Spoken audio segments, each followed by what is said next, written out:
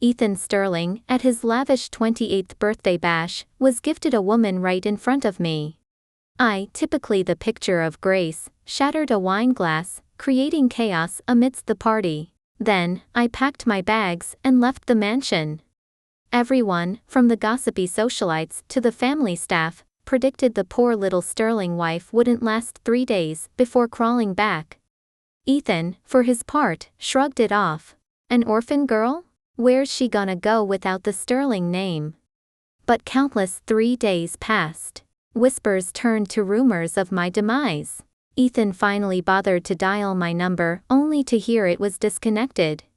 Later, at a prestigious art gallery, a portrait stopped Ethan in his tracks.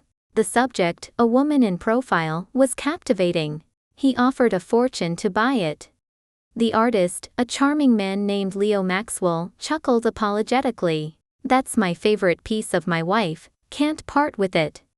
Ethan's 28th was supposed to be a spectacle. I was decked out in my best dress, clinging to his arm as we made our grand entrance.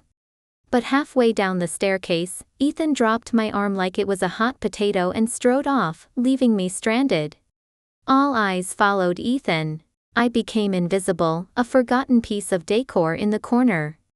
Guests presented Ethan with expensive gifts, which he accepted with an absent air, nodding for the butler to stash them away. Then, someone presented a stunning woman, and suddenly, all eyes were on me again.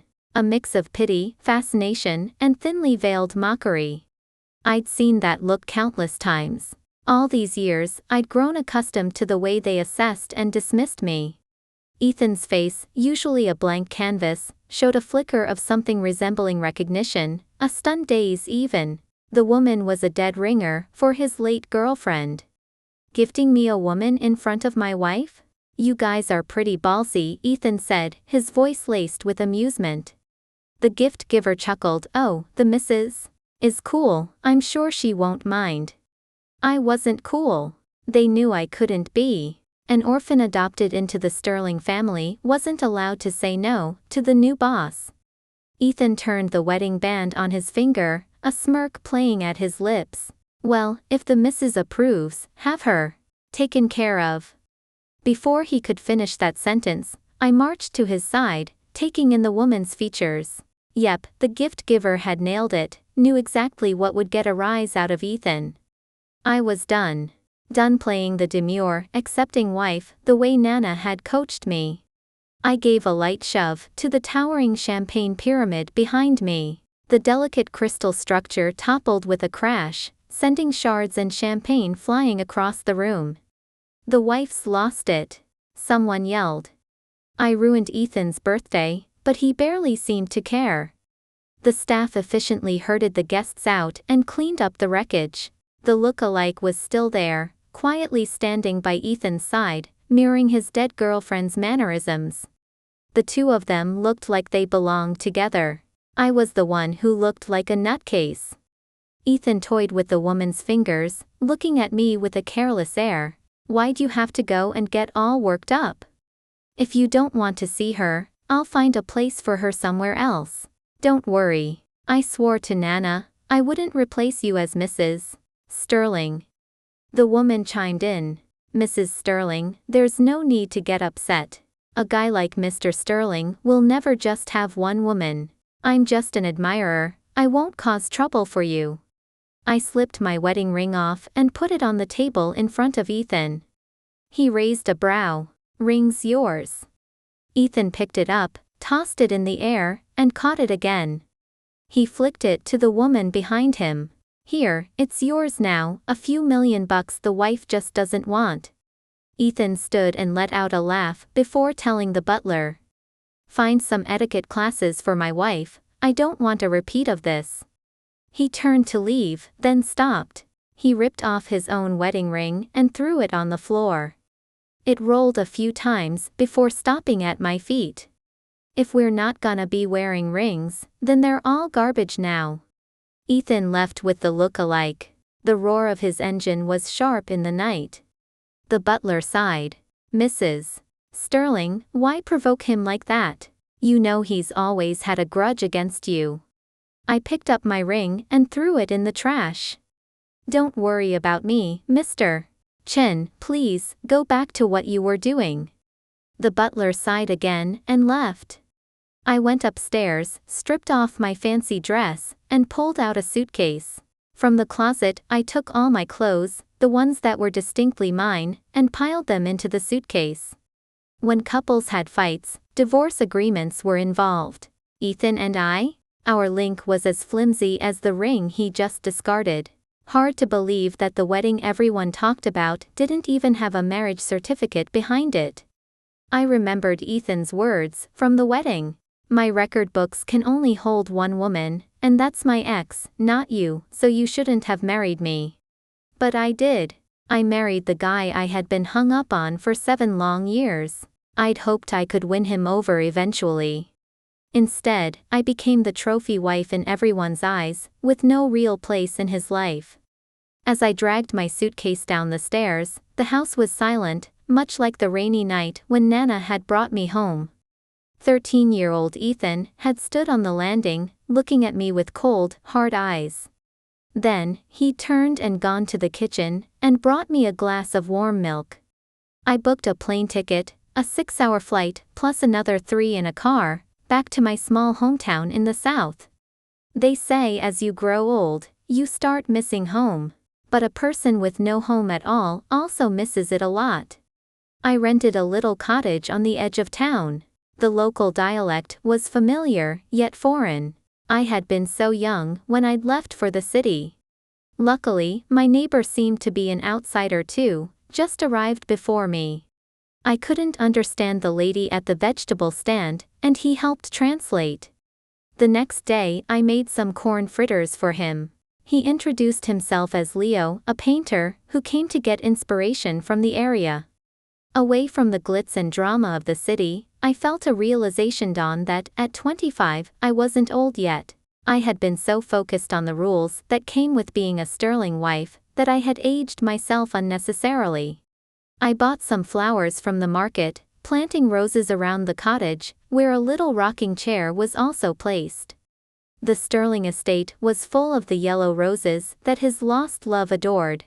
The glass conservatory housed an expensive piano she used to play. That was the place where Ethan went to when he missed her.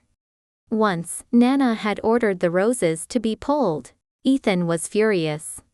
"If the roses are gone, then so am I," he had said. Nobody talked about it anymore. The ex and her roses had become taboo.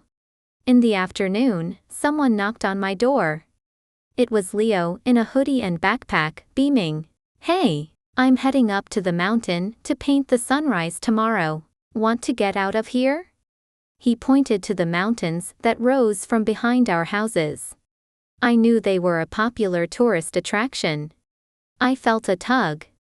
"Don't worry, I'm a regular camper, I know what I'm doing. It'll be safe." Under his enthusiasm, I agreed. Leo was as good as his word. He ran back to his place and came back with camping gear, which he hoisted onto his back, along with his art supplies. I reached to help, but he waved me off. "I'm strong, I got it." On our hike, we talked about the past and the future. My past, it turned out, was dull, circling back to the Sterlings, to Ethan.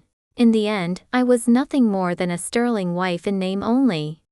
Leo was different, with a million stories and big dreams. Life's about trying things. I want to make it big as a painter, and you can't achieve something without taking a risk. To be honest, I ran away from home. If my neighbor disappears one day, that means my parents finally found me. I laughed. We were both runaways. But he had a family who would come for him. My disappearance would probably be a celebration for Ethan. We reached the summit just in time for sunset. The warm glow of the sun felt surreal and beautiful. I looked down at the town, quiet and peaceful under the golden light.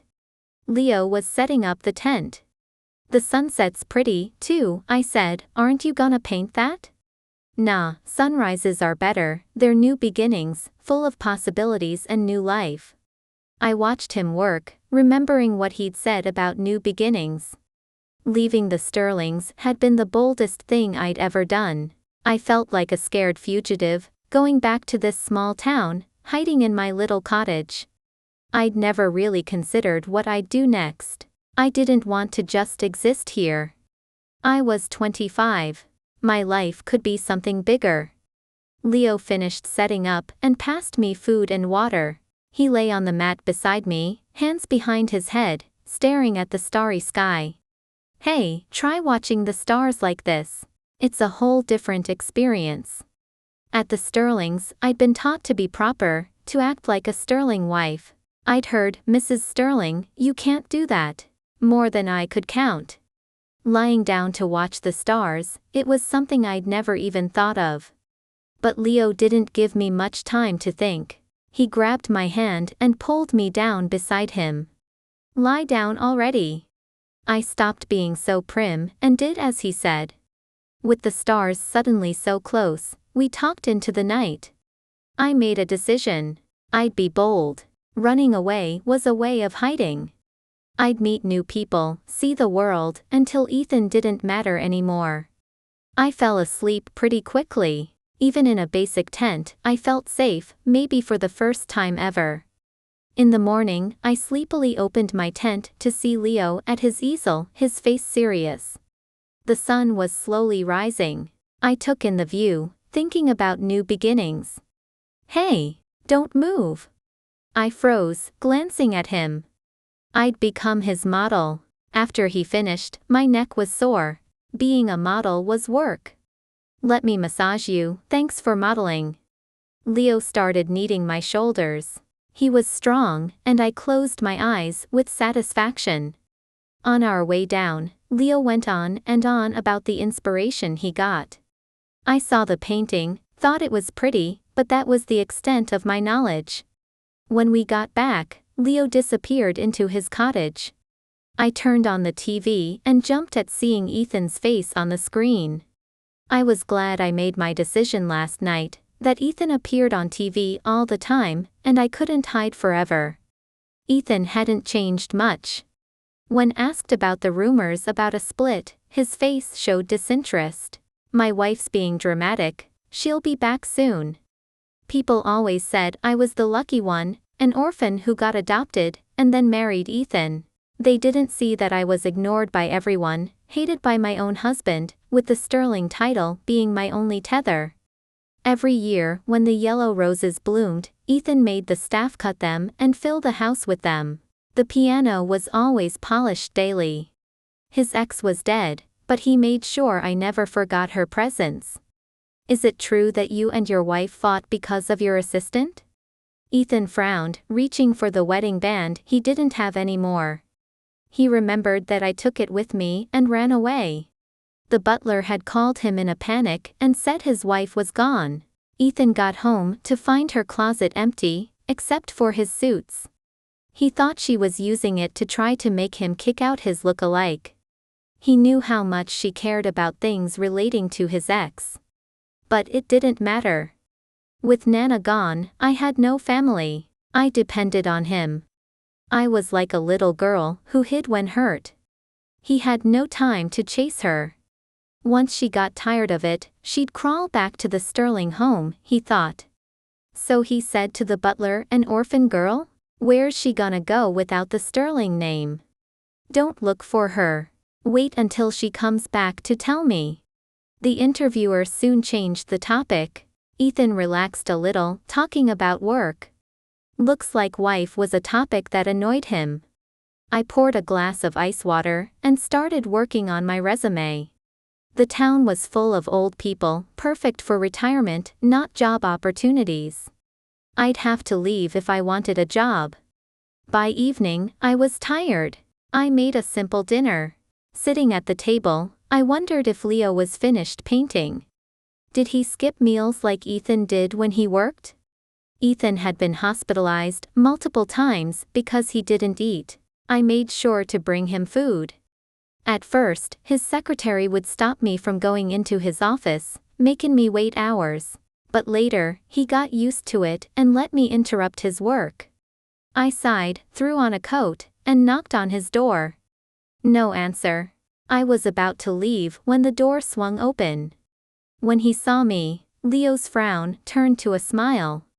"Hey, I was just painting you. I didn't expect you to appear at the door." Leo had his paintbrush in one hand, splattered with paint on his clothes and face. But his smile was so bright that the splatters looked like little dots of light. "You haven't eaten yet, have you? Want to have dinner at my place?" Leo clutched his stomach. "I'm starving. My neighbor is the sweetest person ever. I'll go put my brush down." Over the next few days, Leo and I fell into a routine. He ate at my place, and then cleaned up, did the gardening, and fixed things. I always wanted a little brother. This guy was good. I got a few interview requests. I packed for my trip. The morning I left, I went to say goodbye. His yard was filled with black SUVs. Men in suits stood around them. They looked like bodyguards. I hesitated, then walked over. When they saw me, they reached out, as if to block my way. "Leave her alone." Leo came out, the good-natured smile was gone, replaced with cold anger. He grabbed my hand and pulled me into the yard. He slammed the door shut. "Don't come in here." The bodyguards glanced at each other and said okay. "You coming to get me for dinner?" With the bodyguards gone, Leo was back to his old self.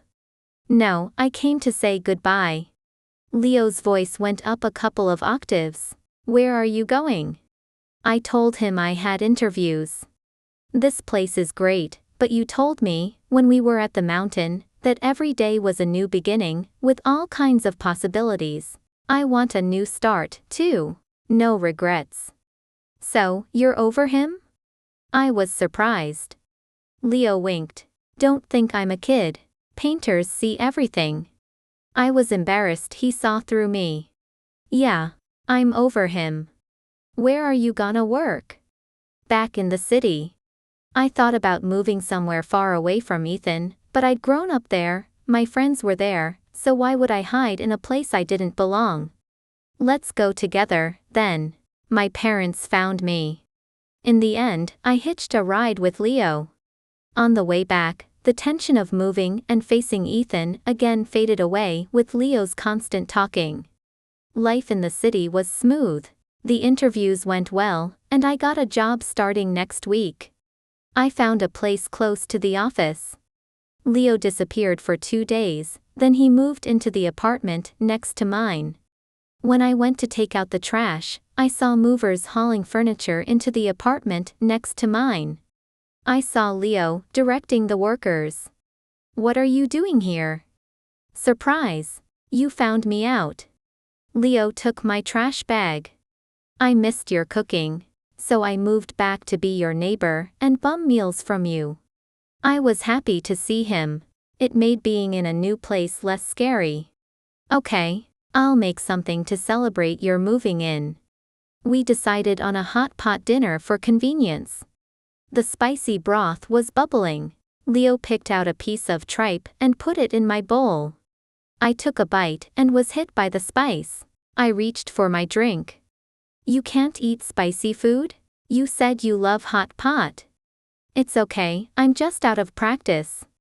How long had it been since I'd had a hot pot? I couldn't remember. I used to love it. Nana would eat the clear broth, while I devoured the spicy one. One time Ethan had to work late. When I brought his food, it had gone cold. It was snowing, so I said we could go get a hot pot. I ordered a split pot, one mild, one spicy. Ethan frowned the whole time. On the way home, he said, "Don't ever do that again. You smell of it." I stopped eating spicy hot pot since then. When you stop doing something, your taste buds lose that ability. But soon I was sweating and laughing, enjoying my favorite meal once more. Leo cleared the table and cleaned the kitchen. He took out the trash. Back in the city, everything was peaceful. The media weren't talking about the missing Mrs. Sterling. No one from the family came to find me. I wasn't worth the attention. The media were interested in Ethan's assistant, though. I flipped through the photos taken by the paparazzi. It was ironic. Did Ethan really love his ex so much? In the photos, he was letting his assistant fix his tie. When they got in the car, he made sure she didn't hit her head. In the rain, she held the umbrella for him, and he always turned it to her side. It was easy to transfer all that love just because of a look-alike. Ethan had kept his ex-ex's photos from the public. Everyone speculated that he had abandoned his wife. If I was still at the Sterling mansion, I'd probably be waiting for a husband who wasn't coming home. Instead, I was busy with my work. Busy with Leo, I said, stop acting cute. I pushed his head away. He moved my computer. I'm right in front of you, and you're still looking at old men?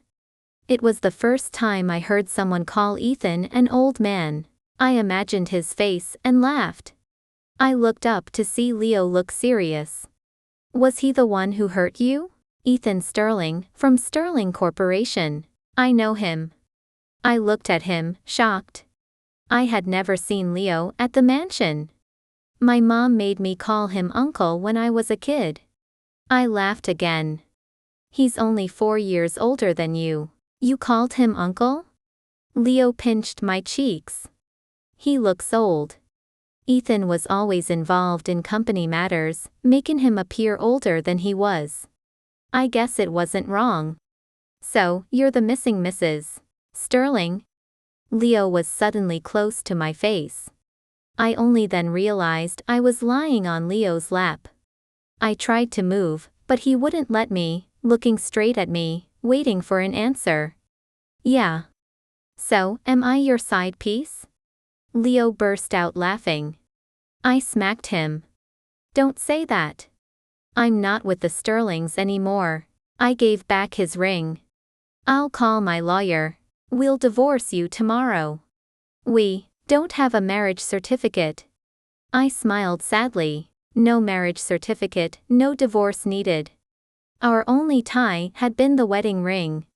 I had been Mrs. Sterling for so long that even Ethan forgot that we didn't have any papers to prove it. Then great, let's get married. Holding the fresh red book in my hands, I was lost in thought. I thought my marriage certificate would have a photo of Ethan and me. Never in my wildest dreams would I have thought the groom would be someone else. Last night, Leo convinced me to pretend to marry him to appease his parents. This marriage didn't feel real. 3 years ago, our wedding was the talk of the town, with the ceremony but without the certificate. It was all for show. Now, we had the certificate but no wedding. I felt at peace, though. There were no expectations, so no disappointment. Leo grabbed the certificate from my hand. I'll show it to my family, or my mom will think I lied. He went back home and brought me good news. My parents said I can do my show. The pieces in this exhibition are the best. A month later, Leo's art show was a success. I had to work late and arrived at the gallery around 8 p.m. In the crowd, I saw a figure that looked a lot like Ethan. I shook my head. Probably just someone who had a similar build. Inside, most of the paintings looked familiar. Some girls walked past me, excited, with art books in their hands. Leo is just up ahead. This time, I have to get his autograph. This is supposed to be his last show. If we don't get it now, we won't ever. I followed them. Leo was standing in the middle of a group of people, signing books. I thought this was his first show. Why was this his last? I looked at the information about Leo by the door. He was already a famous artist, who had done national tours, and his work was worth a fortune. I stopped in my tracks, feeling like I couldn't go further. This wasn't the same Leo who teased me. I quietly left. I saw Ethan on his phone outside, frowning. I wasn't mistaken before, it really was him. Ethan dialed the number he'd sworn he'd never dial. He knew that it would just be a robotic voice telling him my phone was no longer in service, but it was the only way he knew how to reach me. When he saw that painting at the show, he felt a jolt in his chest. He had always thought he was right about me. She was an orphan with no friends, and she was alone. Only he and the Sterlings could be her family. He figured that I wouldn't leave the Sterlings, not for good anyway. The butler had told him about the number, but he ignored it. She'll come back, unless she's dead. The butler was shocked. You think something might have happened to Mrs. Sterling? He scoffed. It was impossible. If something happened, the police would call her husband. But 6 months passed. I didn't appear. When he saw the painting, his heart skipped. The woman in the portrait looked like me, but wasn't. Her eyes were full of light, brighter than the sun. I wasn't like that. I was like a puddle of water that never moved. Even a mudman had anger, but I was made of water. When someone wronged me, I just hid. He had seen me cry, hiding near the conservatory. When I heard him coming, I ran to my room. He hated that about me. I was the Sterling wife, but I was ashamed to show myself. He wanted to buy that painting, so I could hang it in my room. Leo said, "This painting is my most prized piece of my wife, I can't sell it." For some reason, he felt relieved when he heard those words. The woman in the painting was not me. But when he left the gallery, he was suddenly desperate to call me. It had been too long. He'd been too angry.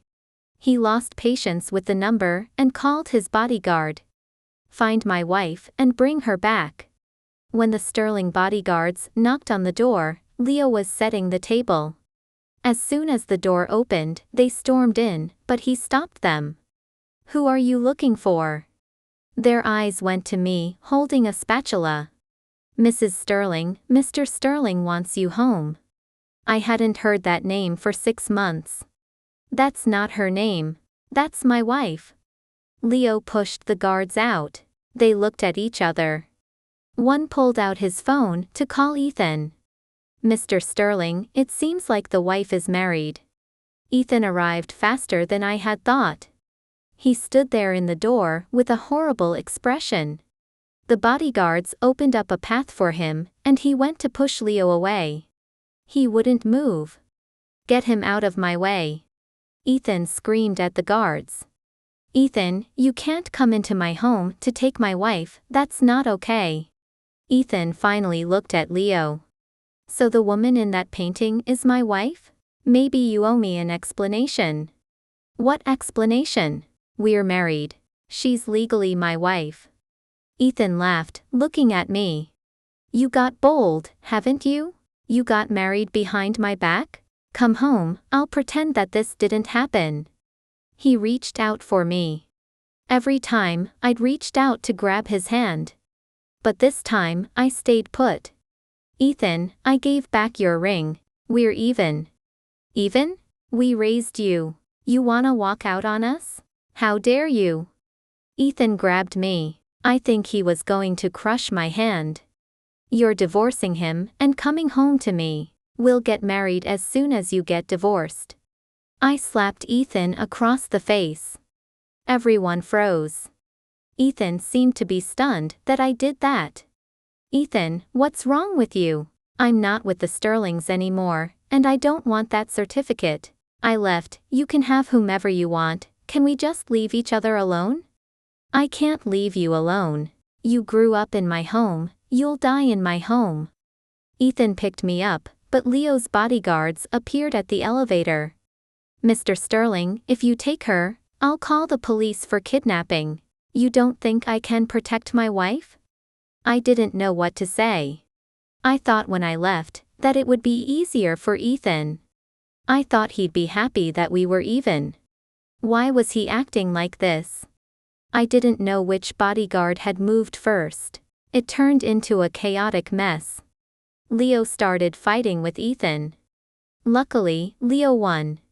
But his left cheek was swollen. "Mr. Sterling, you're too old to fight. Stop being so arrogant." I tugged at Leo's sleeves, afraid that Ethan would get revenge. He had never fought anyone before. Take him home. Don't come to bother us. I pulled Leo back into the house. He clutched his face. Baby, he was so brutal. Am I gonna have a scar? I pulled out the first aid kit. Don't call me that. I'll put some cream on it. As I moved to put on the cream, he kissed me. That helps more than the cream. Why didn't you stop me from calling you baby earlier? I handed him the disinfectant. You said, we're just getting a piece of paper, we're not actually married. Leo grinned. I just wanted to make sure that no one stole you from me. You're a con man. Yeah. I used my company's money for my personal freedom. If you divorce me, then I won't have a wife, and I'll have to go back to work for that company. I'll be miserable. I finally understood why he said this was his last art show. I touched his face. You're so dumb. Yeah. Then don't leave me, so I can at least be in pain and happy at the same time. I nodded. Leo smiled. Baby, can I kiss you now? Before I could answer, he was already kissing me. Leo, like a kid who got his hands on some candy, wouldn't stop. As I tried to push him away, I went limp. Leo, please. Don't worry, I'll be gentle. I started to understand what he meant by strength. Leo moved us into a new apartment. He said he didn't want Ethan to bother us. Everything was quiet for a while, until Leo took me to a bridal shop to choose a wedding dress. I didn't know anything about a wedding. Since we got that certificate, I've been planning, when I painted that portrait, I wanted you to be my bride. Leo did everything for the wedding. I was just pulled in by his mother to give advice. When we were choosing a hotel, we saw Ethan at the garden.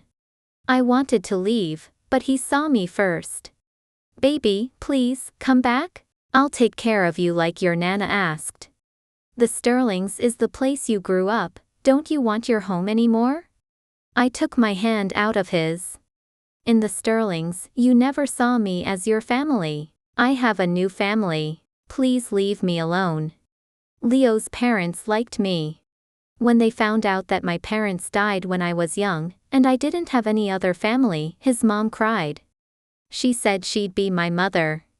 I loved this new family. It was a home where I fit. The Sterlings, my only family there had been my Nana. She was gone, so nothing there appealed to me anymore. I saw Leo coming and ran to him.